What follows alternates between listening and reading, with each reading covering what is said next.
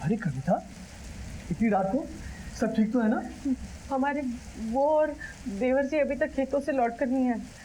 हमें बहुत घबराहट हो रही है। तुम चिंता मत करो, मैं अभी बिट्टू, माली और लोगों को लेकर खेतों पर जाता हूँ और उन दोनों को ढूंढ कर लाता हूँ। तुम एक काम करो, तब तक मेरे घर में ही बैठो।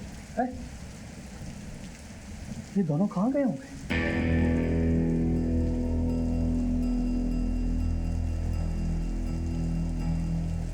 रामपाल, रामपाल भाई कहाँ हो? रामपाल भाई, श्यामपाल जी, श्यामपाल भाई कहाँ हो? रामपाल, रामपाल भाई कहाँ हो? श्यामपाल, रामपाल, कहाँ हो श्यामपाल भाई? रामपाल, रामपाल भाई कहाँ हो? रामपाल भाई, अरे भाई रामपाल गाँव। श्यामपाल भाई, ये क्या है? रामपाल जी, और ये तो रामपाल है। इसकी तो साथ में नहीं चल रही। ए, निरंजन, पुलिस को फोन लगा। और सुन, मेरे घर से इसकी पत्नी कविता को बुला के ला, उसको वहां कुछ बताना। जा जल्दी से जा।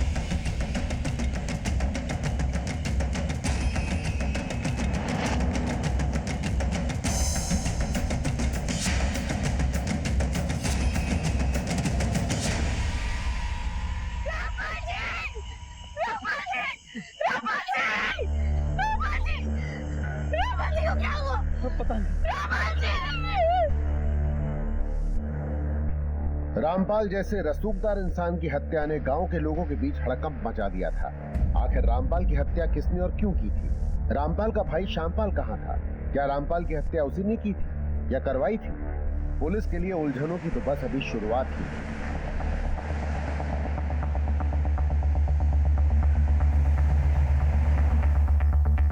आइए साहब।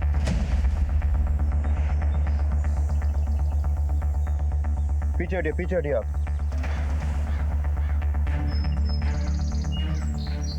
आसपास सर्च करो।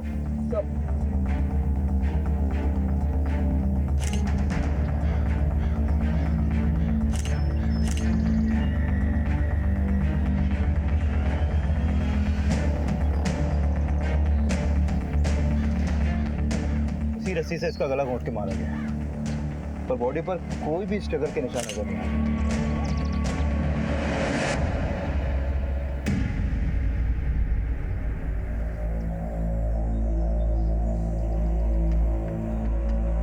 मुझे लगता है रामपाल के साथ कोई और भी था यहाँ।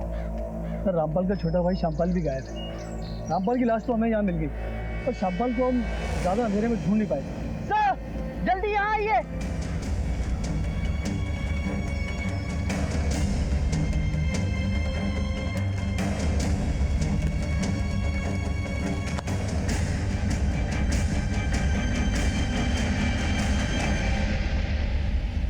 साहब, ये तो श्यामपाल है। सिरी जिंदा है। यादव, इसे अपनी गाड़ी में हॉस्पिटल ले जाओ, हो सकता है बच जाए। सर, ले जाओ। आओ। नीचे हाथ लगाओ। ले जाओ सर, कहीं ऐसा तो नहीं कि इन दोनों भाइयों के बीच में किसी बात को लेकर अनबन हो, जिसके बाद रामपाल को उसी के भाई श्यामपाल ने मार दिया हो। श्यामपाल जानबूझकर ज्यादा शराब पीने के बाद बेहोश हो गया, जिससे उस पर शक ना हो सकता है। विकास, उस रस्सी और बॉटल्स को फोरेंसिक जांच के लिए भिजवाओ।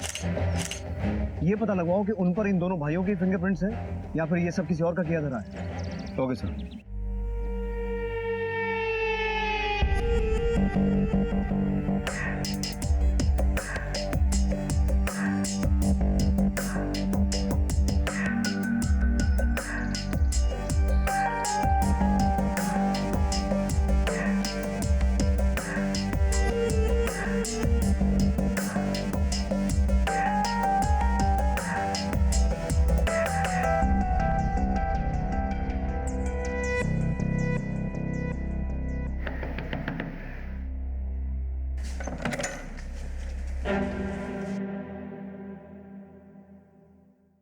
हमको अंदर नहीं बुलाएंगे क्या? हाँ, अंदर नहीं। ठीक है, रुकना, जाना नहीं, हम आ रहे हैं, जाना नहीं हम।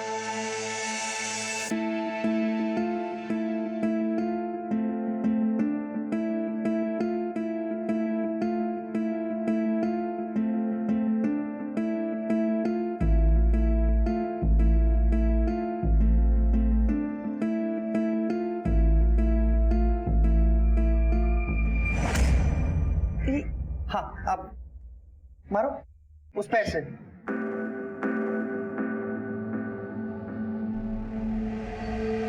हाँ, अब आ दो, अब ग्रह परिवेश करो। मैं सामान लेके आता हूँ। बिट्टू तुम्हें देखेगा ना तो बहुत खुश होगा। अरे तुम्हारी चप्पल भी। कविता जी, हम समझते हैं कि आप इस वक्त बात करने की हालत में नहीं है, लेकिन आपके पति के कातिलों तक पहुंचने के लिए हमारे लिए ये जानना जरूरी है कि कल रात को हुआ क्या था। कल रात को जब बहुत देर तक मेरे पति और मेरे देवर खेत से घर लौट कर नहीं आए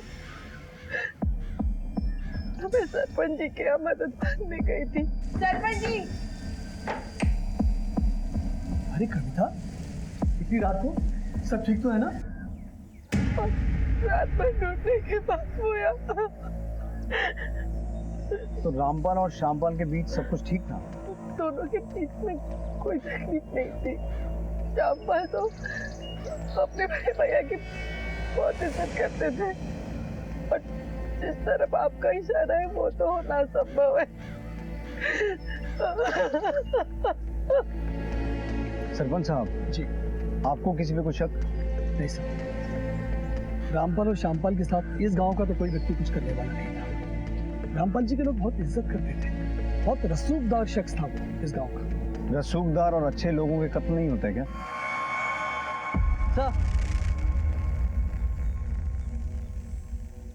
सर ये बंसी है, रामपाल के खेतों का रखवाला।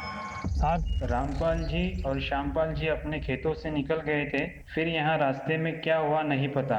तो रामपाल और श्यामपाल के बीच कुछ कास नहीं हुई थी? कभी नहीं साहब। ठीक है, तुम जा सकते हो। सर, अगर रामपाल को श्यामपाल ने नहीं मारा तो जरूर हत्यारा कोई तीसरा ही है। लेकिन सवाल ये खड़ा होता है विकास कि अगर हत्यारा कोई तीसरा है तो उसने सिर्फ रामपाल को क्यों मारा, श्यामपाल को जिंदा क्यों छोड़ दिया? क्या उसकी दुश्मनी सिर्फ रामपाल से थी? लेकिन इन सभी सवालों के जवाब तभी मिलेंगे जब श्यामपाल होश में आएगा। तब तक इन दोनों भाइयों के बारे में गाँव वालों से पता करते हैं। Right sir. साहब कभी कभी जो दिखता है ना वो होता नहीं है। मतलब? साहब ऊपर से तो पूरा परिवार काफी खुश और मिलजुल के रहने वाला लगता था, अंदर क्या चल रहा है किसे पता। साहब मुझे देवर भाभी का कोई चक्कर ही लगता है। ऐसा क्यों लगता है तुम्हें? दोनों हम उम्र थे, जो रामपाल चाचा के साथ कौन शादी करता है?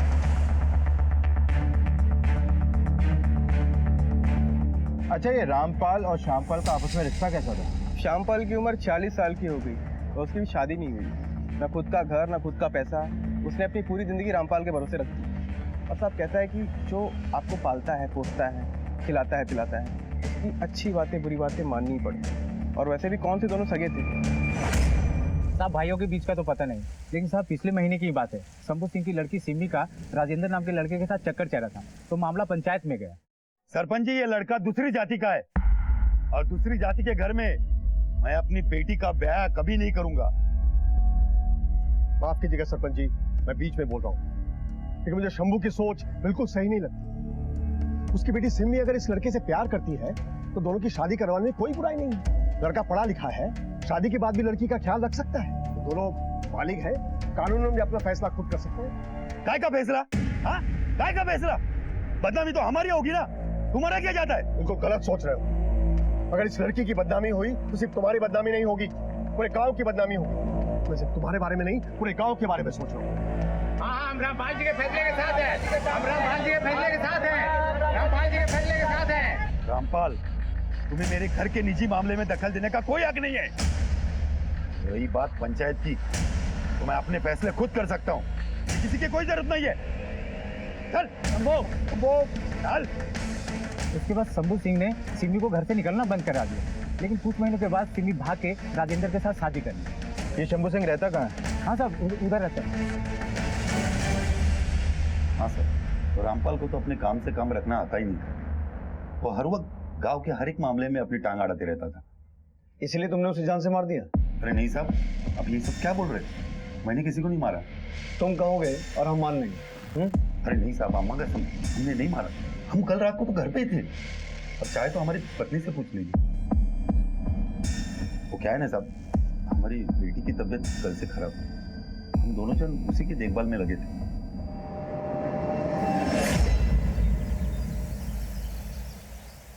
क्या है ना, यहाँ ज्यादा बिजली बंद होती नहीं है, पर आज पता नहीं क्यों। तुम ये लो ना, ऐसा करो ना, शायद बिट्टू आ गया।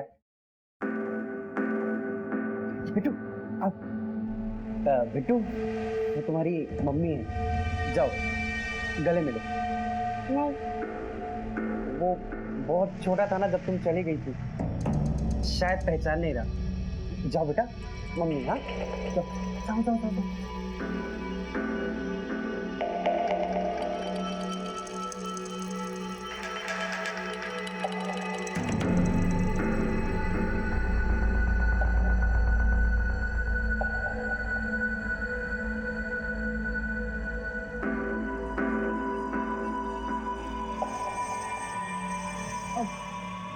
सुनिए ना, वो हमको ना एक मोबाइल फोन चाहिए अभी। बस इतनी सी बात, हम अभी जाके ले आते हैं। तुम एक काम करो, तब तक तुम बिट्टू के साथ खेलो, हम मोबाइल लेके आते हैं। मोबाइल लेके, कपड़े तो बदले नहीं, अभी लेके आते हैं। हाँ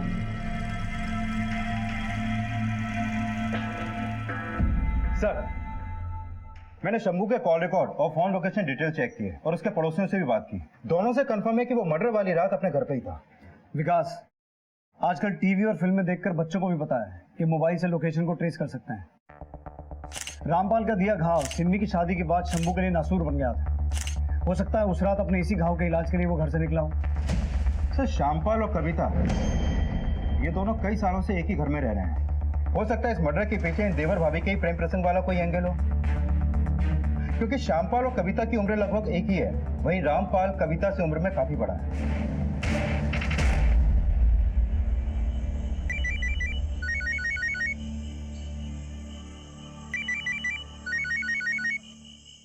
हेलो हेलो मेरी रानी। गुड्डू, और कितना टाइम लगेगा?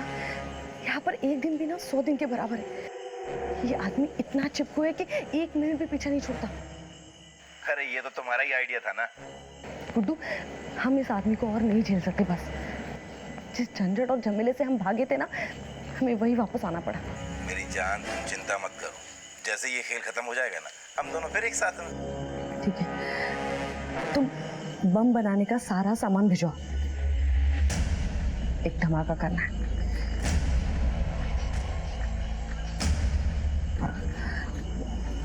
सुनो, लगता है राजेश जग गया, हम बाद में फोन करते हैं, ठीक है?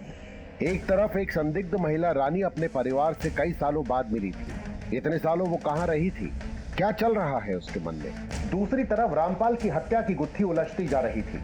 पुलिस के हाथ आती हर लीड एक डेड एंड पर जाकर रुक रही थी, लेकिन पुलिस ने अपने तजुर्बे से एक के बाद एक कड़ियां टटोलनी शुरू कर दी। जैन सर, मैंने कविता और श्यामपाल दोनों के कॉल रिकॉर्ड और लोकेशन डिटेल चेक किए, लेकिन ऐसा कुछ लगा नहीं जिसके बिना पर उन पर शक किया जा सके। और सर, फॉरेंसिक रिपोर्ट के मुताबिक वारदात पे मिली दोनों शराब की बोतल्स में स्लीपिंग पिल्स के ट्रेसेस मिले।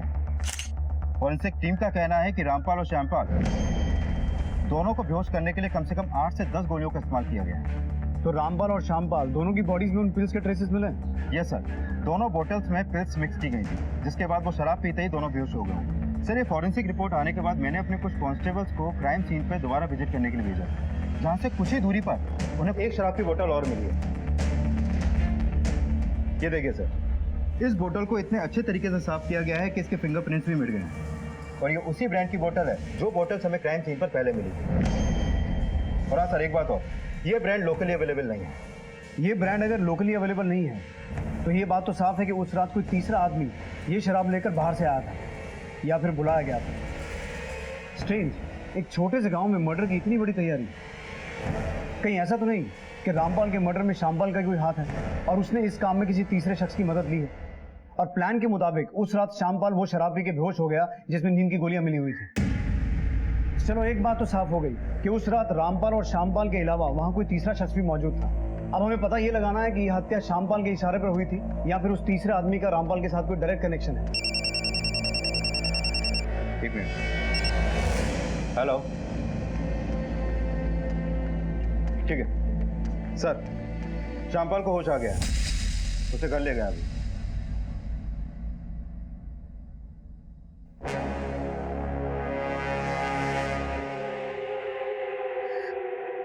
हेलो, देखो हमारी बात सुनो।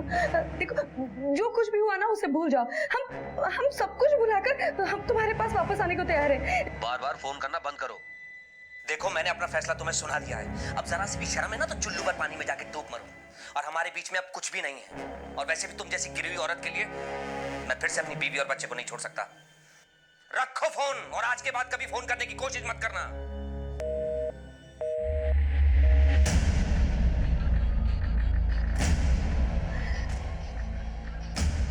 साला अपनी बीवी के लिए हमको धोखा देगा, हाँ?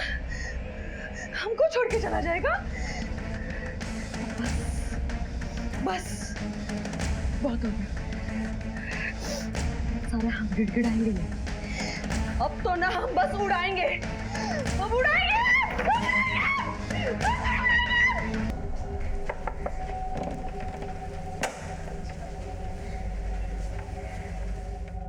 शामपाल, आइए।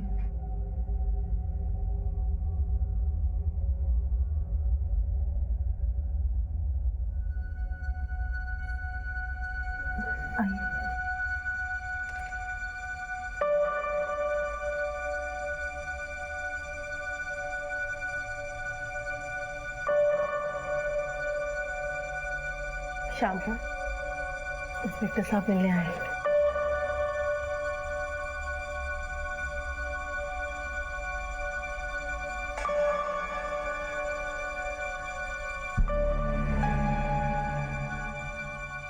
बताइए, क्या हुआ था उस रात?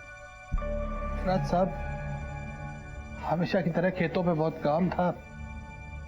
हम कोई आधा घंटा देरी से निकले थे, घर की तरफ बढ़ ही रहे थे साहब कि अचानक एक सुनसान जगह पे भाई साहब को किसी से बातें करते हुए देखा। अरे श्यामू, अरे श्यामू, आ जल्दी आ, जल्दी आ। हाँ बैठ।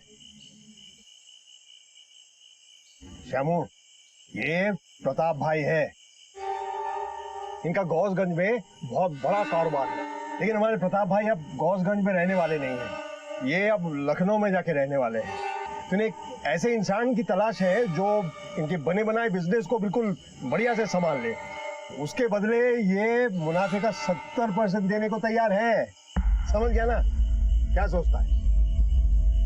अरे हमें तो लगता है ये हमारे लिए बहुत बढ़िया सौदा होने वाला है। अब भाई साहब, अरे इतना मत सोचिए, बहुत फायदे का सौदा है। अरे ले श्याम। अब भैया की बात टाल नहीं सकते थे साहब। उन्होंने कहा तो बोतल हमने हाथ में ले ली।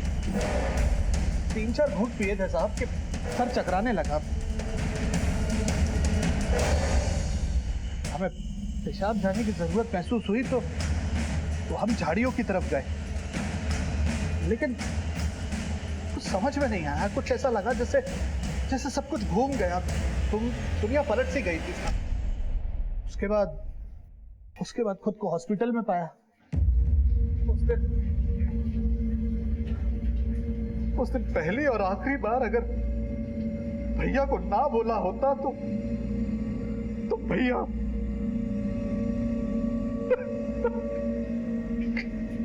आपने उस आदमी का चेहरा देखा था? नहीं साहब, उसने गमछा लपेटा हुआ है।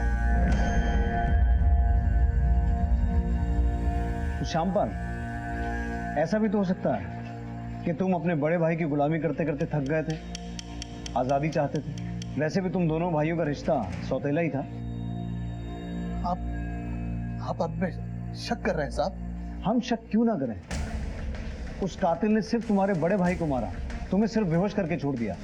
और हैरानी की बात है कि तुमने उस आदमी के साथ बैठ के शराब पी, लेकिन उसका चेहरा तुमने नहीं देखा। तो ऐसा क्यों नहीं हो सकता कि तुम्हारी नजर अपने बड़े भाई की प्रॉपर्टी और उसकी बीवी पर थी? क्यों? यही प्लान था ना तुम दोनों का? प्लान? कौन सा प्लान? हम रामपाल जी से बहुत प्यार करते थे और मरते दम तक करते रहेंगे।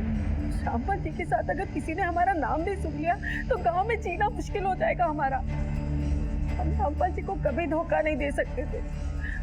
उन्होंने हमारा हाथ उस वक्त थामा था तो पूरी दुनिया हमारे हाथ से छूट चुकी थी। एक बेबस विधवा की मांग में सिंदूर भरा था। मुझे दोबारा सुहागन बनाया था। हमारे भैया हमारे पिता के समान थे साहब। पहली भाभी की मौत के बाद उन्होंने खुद को काम में डुबो सा लिया था। ये जो कुछ भी आप देख रहे हैं ना साहब, ये सब हमारे भैया ने अपनी कड़ी मेहनत से हासिल किया।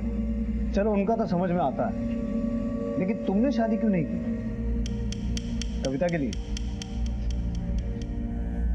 कैसी बातें कर रहे हैं साहब? हमारे और हमारे भाभी के बीच में कभी कुछ नहीं था और नहीं हो सकता है साहब। भाभी ही क्या, किसी भी लड़की के साथ हमारा कभी कुछ नहीं हो सकता था, क्योंकि हम किसी औरत के लायक नहीं है साहब। फिर नई कहानी। सर, ये रामपाल की पोस्टमार्टम रिपोर्ट। इस रिपोर्ट से साफ हो गया है कि उसकी बॉडी में शराब के साथ साथ नोलेन सिम नाम की स्लीपिंग पिल्स भी काफी मात्रा में मिली हुई थी, जिसकी वजह से रामपाल अनकॉन्शियस हो गया और फिर हत्यारे ने रस्सी की मदद से उसका गला घोंटकर उसको मार डाला। सर, इस रिपोर्ट के हिसाब से उसकी मौत 8 जुलाई की रात 12 से 2 बजे के बीच हुई थी। सर, मैं भी आपको एक बात बताना चाहता हूँ। सर, आज से 6 महीने पहले मैं मुरादाबाद में पोस्टेड था, जहाँ पर डॉक्टर अवस्थी का मर्डर केस आया था। डॉक्टर अवस्थी को किडनैप करके उनका मर्डर कर दिया गया था। सर, वो मर्डर और ये मर्डर एक तरीके से किए गए हैं। सेम ब्रांड की दारू यूज की गई है, सेम स्लीपिंग पिल्स यूज की गए हैं, और तो और गले पे जो रस्सी है उसका नॉट का तरीका भी सेम तरीके से बांधा गया है। सर, इतनी सारी बातें इत्तेफाक तो नहीं हो सकती ना। सर, उस केस में हमने संदीप सिंह को और उसके गैंग को अरेस्ट किया था। Good observation Yadav. एक काम करो, मुरादाबाद पुलिस डॉक्टर अवस्थी के मर्डर केस की फाइल यहाँ मंगवा लो, देखते हैं हमारे यहाँ क्या लगता है। सर, पुलिस कांस्टेबल यादव की सतर्कता ने इस केस को एक नई दिशा दी थी। क्या उसका शक सही था या फिर रामपाल की मौत के पीछे कुछ और ही राज दफन थे? दूसरी तरफ रानी किस धमाके की साजिश में लगी थी? ये दिवाली नहीं है जो पटाखे फोड़ने, बड़ा धमाका करना है, बहुत बड़ा धमाका। इसलिए अब तुम हमको ये बताओ कि सामान क्या क्या चाहिए। क्या सिर्फ आधा किलो बस होगा? हाँ, और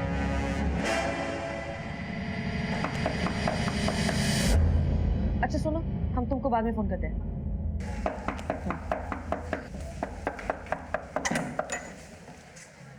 काफी देर से खटखटा रहा था, क्या कर रही थी? तुमसे मतलब? नहा रहे थे हम। कोई तकलीफ? नहीं नहीं, तकलीफ कैसी, अब तो तुम घर आ गई हो, मेरा मतलब अपने घर आ गई हो। तुम एक काम करो, तुम आराम से बैठो, मैं तुम्हारे लिए चाय बना के लाता हूँ। हाँ, और हाँ, वो काफी अच्छी लग रही हो।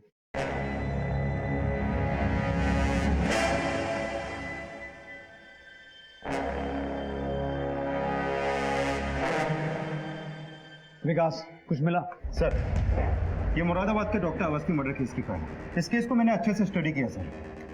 ये संदीप, जिसने डॉक्टर अवस्थी का मर्डर किया, सर ये शुरू में मुरादाबाद की पटाखों की फैक्ट्री में काम करता था, और वहीं काम करते करते इसने फैक्ट्री में काम करने वालों के साथ अपना खुद का एक गैंग बनाया, और फिर डॉक्टर अवस्थी को अगवा करके उनके घर वालों से 5 लाख रुपए की फिरौती मांगी। जैसी फिरौती मिली, उसने डॉक्टर अवस्थी को मार दिया। उसके बाद वो हिसार भाग गया, जहाँ से मुरादाबाद पुलिस ने उसे दर्द पहुंचा। सर, मामला अभी अंडर ट्रायल है, लेकिन 2 महीने पहले से कोर्ट से बेल मिल गई। लेकिन रामपाल मर्डर केस में किसी तरह की फिरौती की डिमांड नहीं की गई। अगर संदीप ने रामपाल को मारा है तो संदीप को इस बात से क्या फायदा हुआ होगा? सर, हो सकता है ये फायदा संदीप को श्यामपाल से मिला हो। मतलब श्यामपाल ने संदीप को हायर किया हो। यू मीन टू से कॉन्ट्रैक्ट के लिए? पॉसिबल है सर। एक काम करते हैं, इस केस की फाइल को एक बार दोबारा गो थ्रू करते हैं। अक्सर संदीप सिंह जैसे छोटे मोटे गैंगस्टर अपना सिम तो चेंज करते हैं, लेकिन अपना फोन चेंज नहीं करते। एक काम करो, डॉक्टर अवस्थी मर्डर केस के जितने भी कल्प्रिट हैं उन सबके फोन्स का IMEI नंबर ट्रेस करो। ये पता लगाने की कोशिश करो कि हाल फिलहाल में ही उनमें से कोई भी फोन इस एरिया में एक्टिव हुआ है। Okay sir.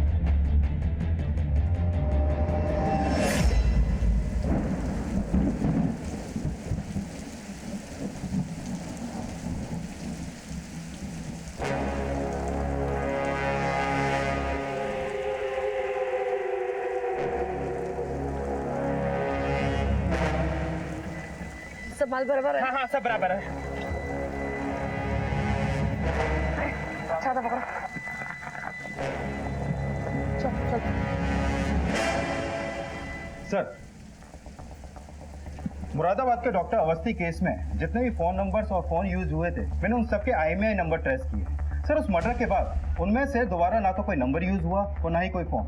लेकिन सर इस इन्वेस्टिगेशन में एक लीड हाथ लगी है। सर ये Sandeep Singh doctor Awasthi murder case में एक नंबर पे लगातार टच में था, और जिस फोन से ये नंबर यूज किया जा रहा था, जब मैंने उसका IMEI नंबर ट्रेस किया तो एक हैरान करने वाली बात पता चली। मैं आपको बताता हूँ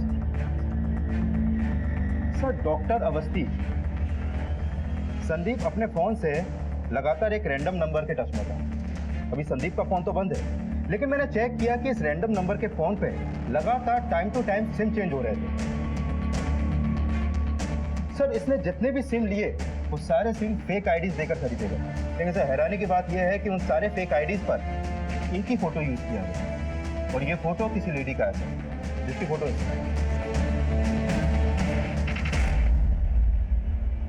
और सर रामपाल के मर्डर के वक्त भी ये फोन आदमपुर में एक्टिव था, जहां पे रामपाल का मर्डर हुआ।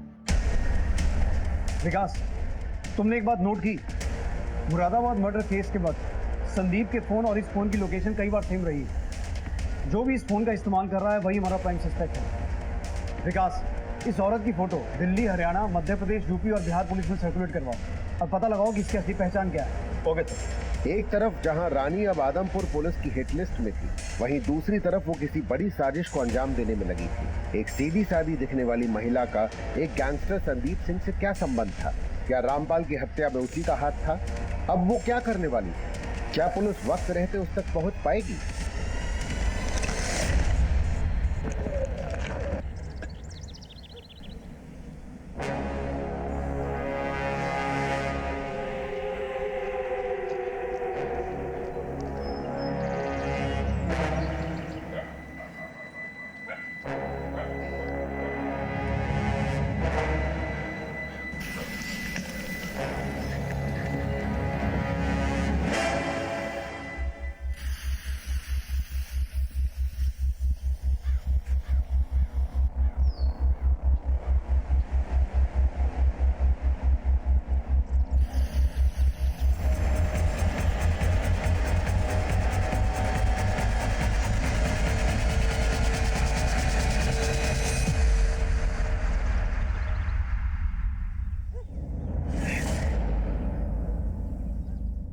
पहचानते हैं इसे? नहीं साहब, हम इसे नहीं जानते। और इसे? Excuse me sir. सर इन दोनों में से हमने किसी को भी पहले नहीं देखा। सर मदन सिंह का फोन था, ये औरत जहाँ किराए पे रहती। हाँ, बोला था गली उड़ा दूंगा, ये उड़ा दूंगा, लेकिन कुछ भी नहीं उड़ा। अरे हमने पूरा सामान थोड़ा ही भेजा था, हमने कहा था ना हम तुम्हारी मदद करेंगे, फिर कहाँ जरूरत थी होशियार बनने की। अच्छा ठीक है, जो भी करना है ना जल्दी करो।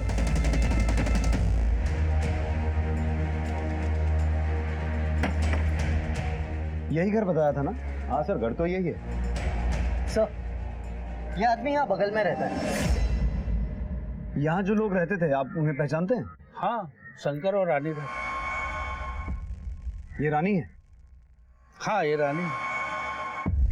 ये शंकर है? नहीं, ये शंकर नहीं है। तो यहाँ जो आदमी रानी के साथ रहता था उसका स्केच बनवा सकते हैं? नहीं साहब, इतना बार तो वो लड़के को देखा भी नहीं है। ठीक है, शुक्रिया। विकास, इसका मतलब है यहाँ संदीप अपना नाम बदल के नहीं रह रहा था, ये शंकर कोई और ही है। अब बाबू, मुझे बहुत भूख लगी है, तो तुम बाजार में जाके मेरे लिए कुछ ताजा लेके आओ। ताजा चाट लेके आओ? हाँ चलेगा। और तुम्हारी वो तीखी वाली मिर्ची भी डलवाऊंगा। हाँ?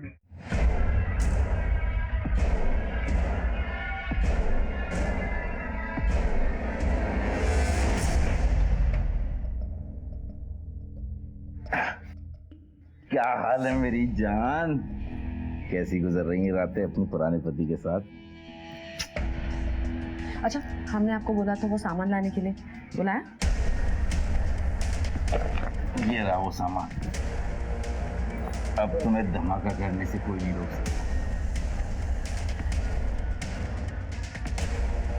अब मेरा बदला जरूर पूरा होगा। सर रामपुर के पुरानागंज थाने से फोन था। रानी की फोटो उनके थाने में एक बहुत पुरानी दर्ज हुई मिसिंग कंप्लेन से मैच होती है और ये रिपोर्ट उसके पति ने दर्ज करवाई। पति ने? हाँ सर। क्या नाम है उसके पति का? राजेश।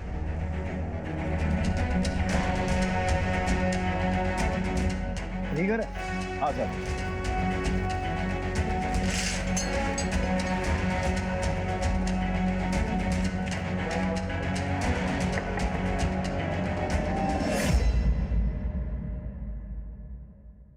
जी कहिए। हमें आपकी पत्नी रानी के बारे में कुछ बात कर। रानी के बारे में क्या बात करनी है सर? रानी एक मर्डर केस में प्राइम सस्पेक्ट है। सर हमारी शादी 2009 में हुई थी। रानी का मायका सीतापुर में है। उसके माँ बाप बहुत गरीब थे। इतनी खूबसूरत लड़की ने हमसे शादी के लिए हाँ बोला, ये हमारे लिए सौभाग्य की बात थी। सर हम तो पहले दिन से ही उसके दीवाने थे। सर फिर 1 साल बाद हमारा बच्चा हुआ। सब कुछ अच्छे से चल रहा था। फिर एक दिन हमारा चचेरा भाई संदीप आया। जब से उसका आना जाना इस घर में शुरू हुआ सर, सब बदल गया। क्या नाम बताया तुमने? संदीप सिंह। तो ये कनेक्शन है रानी का संदीप से? सर संदीप तो उसे शुरू से ही पसंद करता था। वो तो रानी पे डोरे भी डालता था। देखिए तो संदीप जी हमारे लिए कितना महंगा तोहफा लाए। बहुत ही सुंदर है, हमें बहुत अच्छा लगा। और भाभी जी ये भी आपके लिए। हमारे लिए? शुक्रिया संदीप जी, हमको ना आपके सारे तोहफे बहुत ही अच्छे लगे। पर संदीप जरूरत नहीं थी इतने महंगे गिफ्ट लेके आने की। जरूरत नहीं मतलब? आप तो हमारे लिए कुछ नहीं लाते हो। अगर ये हमारे लिए तोहफा लाए तो दिक्कत हो रही है आपको। आपसे तो बात करना मुश्किल है। अरे हमको कोई तोहफा नहीं चाहिए। सर हमारी इतनी आमदनी नहीं थी कि हम रानी को इतने महंगे महंगे तोहफे दे सके। और इस संदीप ने तो रानी पे जादू कर दिया। रानी भाग गई और उसके 2 दिन के बाद संदीप भी भाग गया।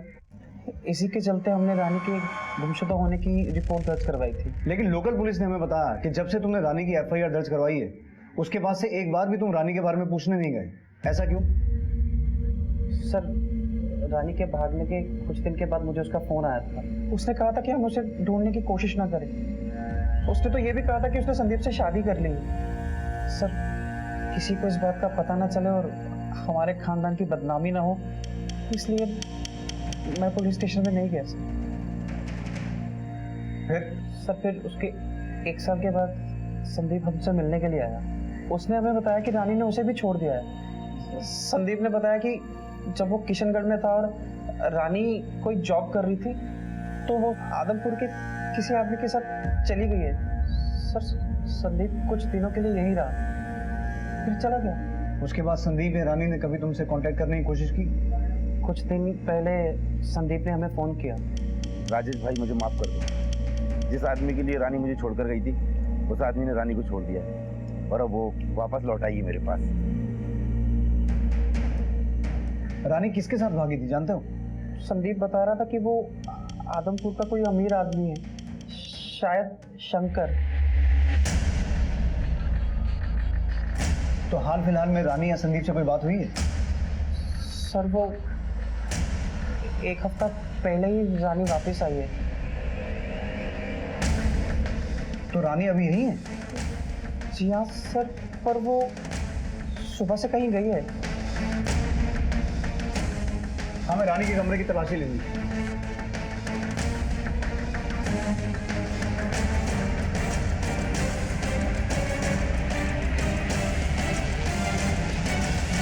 तेरे तो घंटा होता है बारूद। रानी बॉम्ब बना रही है। ये बॉम्ब बनाने का सामान किसी बड़ी साजिश की तरफ इशारा कर रहा है। सर संदीप मुरादाबाद में किसी पटाखा फैक्ट्री में काम करता था। जरूर उसी ने यह सारा सामान रानी को लाकर दिया होगा। इसका मतलब है रानी और संदीप कुछ बड़ा प्लान कर रहे हैं। राजेश, रानी की जिंदगी में आजकल क्या चल रहा था? किससे मिलती जुलती थी? कोई ऐसी खास बात? मिलने जुलने का मुझे पता नहीं, पर हाँ मैंने उसे एक फोन ला के दिया था। बस वो उसी पे किसी से बात करती है बस। मुझे रानी का वो नंबर चाहिए। जी सर। बोलिए सर। वो नंबर है 9820। इस नंबर की करंट लोकेशन निकलवाओ और पता करो वो किससे बात करती थी। इससे पहले रानी और संदीप अपने प्लान में कामयाब हो, हमें हर कीमत पर उन तक पहुंचना है। Okay sir. राजेश से मिली जानकारी ने इस केस को एक पक्की दिशा दे दी थी, लेकिन इन सब का रामपाल की हत्या से क्या लेना देना था? पुलिस ने रानी के नंबर को तुरंत ट्रेस करना शुरू किया। जिस मिशन को अंजाम देने के लिए रानी निकली थी, उसे रोकना एक बड़ा चैलेंज था और पुलिस ने उस चैलेंज को स्वीकार किया था।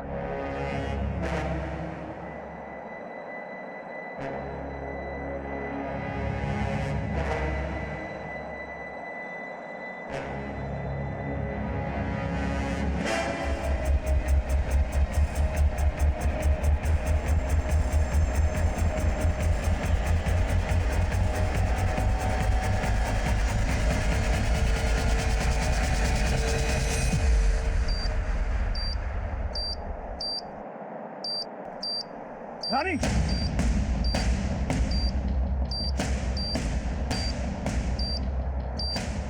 पास नहीं आना। बॉम्ब नीचे रख। पास नहीं आना। रानी, बॉम्ब नीचे रख। बॉम्ब नीचे। हमारे पास नहीं आना। हम बता रहे हैं, हम बटन दबा देंगे। बॉम्ब नीचे रख। पास नहीं आना। हम बटन दबा देंगे। छोड़, हम बता छोड़ हमको। शंकर को तो छोड़ेंगे नहीं। हमारा मैं जानता था तुझ जैसी औरत कभी अपनी जान खतरे में नहीं डालेगी। अब ये बता, तेरा साथी कहाँ है? संदीप,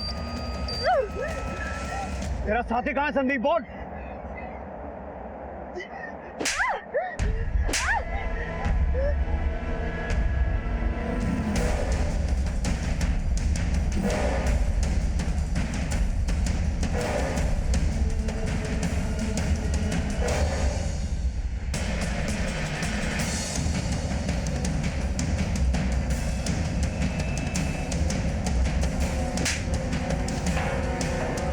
यही सोच रही हो ना कि हम तुम तक कैसे पहुंचे? दरअसल हमने श्यामपाल से शंकर के बारे में बात की थी। शंकर? शंकर तो हमारा भतीजा है साहब, हरदोई में रहता है। हरदोई में कहाँ? नदी किनारे वाली सड़क के पास। तुम्हारी कहानी है बड़ी दिलचस्प, इसलिए मैं ये कहानी शुरू से सुनना चाहूंगा। बोलो बोलो।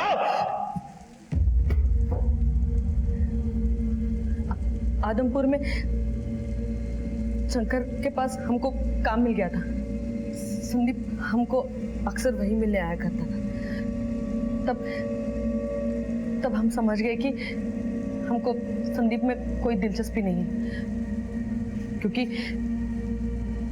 वो सिर्फ पैसा होने का दिखावा करता था। असल में उसके पास कोई पैसा नहीं था। तो इसीलिए तुमने शंकर को चारा डालना शुरू किया, क्योंकि उसके पास बहुत पैसा था? हाँ, शंकर हमको अच्छा लगा और उसको रिझाने में हमको ज्यादा तकलीफ नहीं हुई।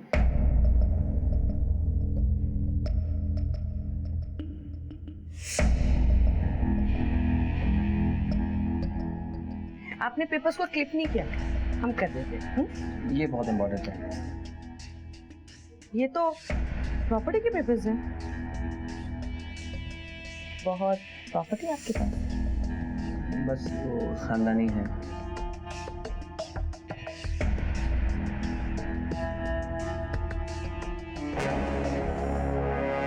और जब अगली बार संदीप हमको मिलने आया, तब हम उसको शंकर के बारे में सब कुछ बता दिए। लेकिन फिर कुछ सालों बाद शंकर ने रानी को छोड़ दिया। शंकर के छोड़ने के बाद हम फिर से सड़क पर आ गए थे, इसलिए हम वापस संदीप के पास मुरादाबाद चले गए। जब रानी हमारे पास वापस लौट कर आई, तब तक वो पूरी तरह से अय्याशी में डूब चुकी थी। उसे दिन रात कुछ ना कुछ चाहिए था। हमारी इनकम तो शंकर के बराबर नहीं थी, इसलिए उसके सारे शौक पूरा नहीं कर पाए। लेकिन सच कहें तो हमें भी ऐसी कीड़े मकोड़े वाली जिंदगी से नफरत थी, इसलिए हमने एक दिन डॉक्टर अवस्थी को अगवा किया ताकि मोटे पैसे छाप सकें। एक तो तूने डॉक्टर अवस्थी से फिरौती का पैसा लिया और फिर इनको मार भी दिया। क्यों? अगर उसे खुला छोड़ देते तो उसके जरिए पुलिस हम तक नहीं पहुंच जाती क्या? मुझे जाने दो प्लीज। मेरे घर पर मेरे बीवी बच्चे मेरा इंतजार कर रहे होंगे। आपकी आजादी की खुशी में एक एक हो जाए।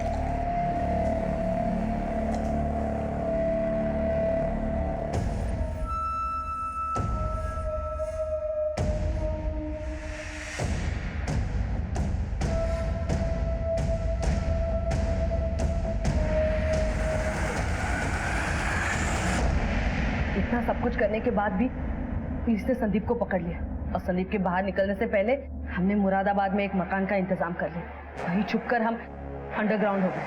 हमें बस संदीप के बाहर निकलने का इंतजार था। तो रामपाल को क्यों मारा? अब ये मत बोलना कि नहीं मारा, क्योंकि जिस जगह रामपाल का मर्डर हुआ था तुम्हारा फोन उसी एरिया में एक्टिव था। हमने हमारा फोन संदीप को दिया था, पर रामपाल को संदीप ने मारा था। लेकिन तुम रामपाल के मर्डर में शामिल तो थी ना? खुल गई आंखें कि अभी भी कुछ बाकी है? और तुमने इस लड़की के लिए अपने बीवी बच्चों को छोड़ दिया, अपने माँ को घर से बाहर निकाल दिया। अरे तेरी बीवी आज भी तेरी लंबी उम्र के लिए करवा चौथ का व्रत रखती है। तूने बदले में क्या दिया शंकर? सिर्फ धोखा। देख ले रानी के कारनामे। जुबान संभाल के बात कीजिए। ए लड़की, तू अपनी जबान संभाल। मैं तुझ जैसी लड़की के मुंह नहीं लगता। हमको भी तुम्हारे मुंह नहीं लगना, समझ गए? चलो निकलो। मेरी बात ताऊ जी बिल्कुल ठीक कह रहे हैं। साला मैं तुम्हारे प्यार में अंधा हो गया। मुझे तो पहले ही समझ जाना चाहिए था कि ना तुम अपने पति की हो सकी ना बच्चों की, तो मेरी क्या होगी। इससे पहले तुम्हें धक्के देके बाहर निकाल दूं। निकल जाओ यहाँ से। मेरी बात सुनो, मेरी बात तो सुनो। आज के बाद अपनी शक्ल मत दिखाना मुझे। शंकर ने अपने ताऊजी रामपाल की बातों में आकर रानी को छोड़ दिया। तभी से रानी घायल नागिन की तरह हो गई थी। उसने हमें छोड़ दिया, हमें ठोकर मार दी। आज तक किसी मर्द ने हमें ठोकर नहीं मारी है। उसकी इतनी औकात क्यों? अरे क्या कह रही हो? बात करो हमारी। अरे चुप करो, पागल हो क्या? हम उसे छोड़ेंगे नहीं। हाँ नहीं छोड़ेंगे, नहीं छोड़ेंगे, छोड़ेंगे नहीं हम उसे। नहीं छोड़ेंगे, आराम से। और हमारी बात सुनो, तुम जैसा कहोगी हम वैसा करेंगे। बाबू, तुम हमारा काम करोगे?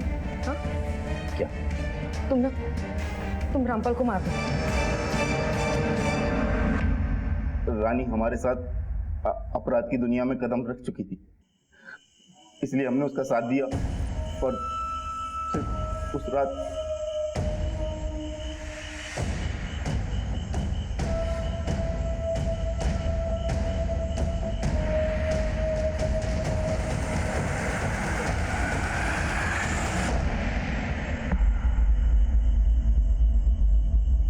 एक बात बताओ रानी, तुम्हारे कहने पर संदीप ने डॉक्टर अवस्थी को मारा, रामपाल को मारा। अगर तुम चाहती तो तुम्हारे कहने पर वो शंकर को भी मार सकता था। तो फिर बॉम्ब बनाकर इतना बड़ा रिस्क उठाकर तुम शंकर को इस तरह से क्यों मारना चाहती थी? हम शंकर से प्यार करते थे और उसके साथ खुश थे, लेकिन उस रामपाल के भड़काने के बाद शंकर हमको ठुकरा के चला गया। तो राजेश के पास वापस जाने का क्या ड्रामा था? रामपाल को मारने के बाद पुलिस और भी चौकन्नी हो गई थी और हमको छुपने के लिए जगह चाहिए थी, इसलिए हम राजेश के पास चले गए। हमने सोचा था कि रामपाल को मार के हम शंकर को भी मार देंगे और उसके बाद संदीप के साथ कहीं दूर भाग जाएंगे। इतना घमंड किस बात का है रानी? तुम हो क्या चीज? राजेश जैसे भले आदमी ने तुम जैसी गरीब लड़की के साथ शादी करके तुम्हें सम्मान दिया, इज्जत दी।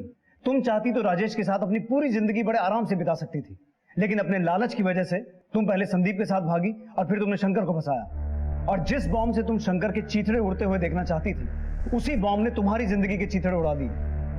अब जिंदगी भर जेल में बैठ के हाथ मलने के अलावा तुम्हारे पास कोई काम नहीं है।